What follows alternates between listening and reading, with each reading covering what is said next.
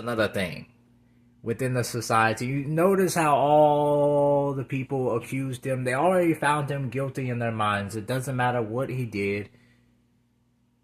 It doesn't matter what his defense was, even though he was telling the truth the whole time. It didn't matter. It didn't even matter. Later on in the video, you will find out. Or if you go out and watch that episode, you will find out that he was telling the truth. You know, the video about the Sims I did. And it doesn't matter. It doesn't matter at all if you're... It doesn't matter if you, what I mean is like, yeah, it depends. So people, when it comes to people, if they like something or like a thing or like somebody or dislike a thing or dislike somebody or have any type of disdain or hatred towards somebody, then the truth of the matter of whatever that person is or whatever is in question doesn't matter. Just like it didn't matter within this episode of this TV show of that man being justified in him gunning down Howdy Tater. It doesn't matter in real life towards a lot of things. Just like the rehabilitation of criminals, or the rehabilitation of pedophiles, or the rehabilitation of rapists, or any other type of thing that is really a tough topic for society to talk about and handle. Many people do not want to rehabilitate pedophiles. Many people do not want to rehabilitate rapists because they were never given a chance to rehabilitate. That's why the question, society itself should stop asking the question, oh, could they be rehabilitated? Stop asking the question and be honest. Society doesn't want to rehabilitate these people. Even if there is a possibility to have these people rehabilitated, it does not matter. It doesn't matter if these people can change and never go back onto it again. Nobody cares if these people can change and never go back onto these weirdo type acts and behaviors ever again. They don't care. They don't care if any one of them can be rehabilitated. They don't even want to know if there's a possibility. So stop asking the question. And you can know this is, if you wanted to know the possibility, give them the resources. If you go and look at people who recovered from crack addictions, heroin addictions, they talk a lot about getting into the facilities and the rehabs and the recovery agencies and the people that were around them that helped them. All these things they say are contributing factors into them being a recovering addict and a recovered addict.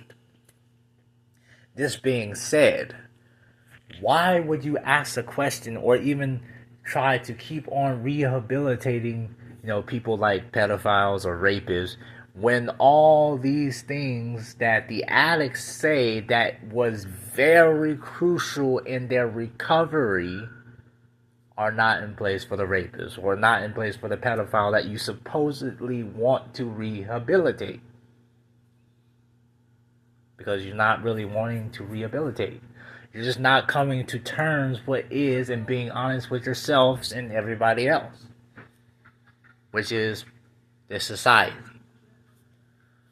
That's what happens when you have a matriarch. You have to be passive aggressive about things. That's when you have a society that is feminized and it's ran by women and all that type of stuff. That's what you have.